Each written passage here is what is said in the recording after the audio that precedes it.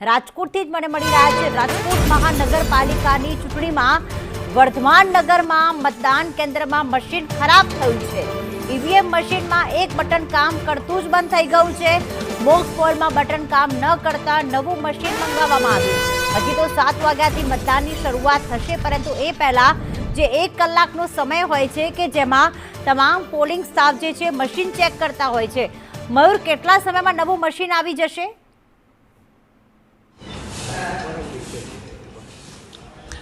પ્રીતિ, હું તમને સીધા દ્રશ્યો જ બતાવવા માંગીશ। વોર્ડ નંબર 7 ની અંદર આવેલા મુરલીધર સ્કૂલની અંદરનું જે મતદાન કેન્દ્ર છે તેની અંદર 6 વાગ્યાથી અહીંયા તમામ સ્ટાફ છે તે ઈવીએમ મશીનોનું ચેકિંગ કરી રહ્યા હતા, મોકપોલ કરી રહ્યા હતા, અને એ દરમિયાન જ એક બટન છે તે કામ ન કરતું હતું। ત્યારબાદ કવાયત કરવામાં આવી હતી કે આ બટન કામ કરે, મતદાન છે એ સુચારુરૂપથી ચાલુ થાય, પરંતુ મોકપોલ દરમિયાન મશીન કામ ના કરતા હવે મશીન નવું મંગાવવામાં આવ્યું છે। આપ સીધા દ્રશ્યો જોઈ રહ્યા છો મુરલીધર સ્કૂલની અંદરનું જે મોકપોલનું અત્યારે જે ડેમોન્સ્ટ્રેશન ચાલી રહ્યું છે કે કોઈ મશીન કામ કરે છે કે કેમ, એક મશીન કામ ના કરતું હતું। શું કહેશો તમે? જે પ્રકારે મશીન કામ નહોતું કરતું, કામ કરે છે કે કેમ? રેડી છે, અત્યારે કમ્પ્લીટ છે।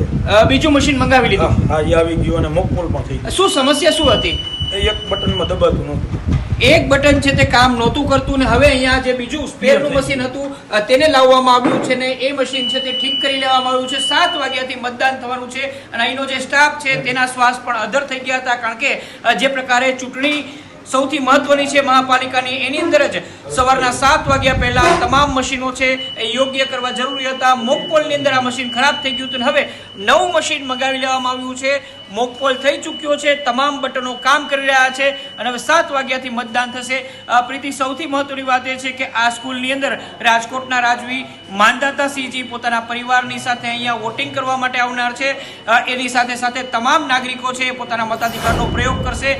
લોકશાહીનું આ મહાપર્વ છે, અને સૌથી વધારે મતદાન થાય એવી સંદેશ ન્યૂઝની અપીલ કરવામાં આવી રહી છે।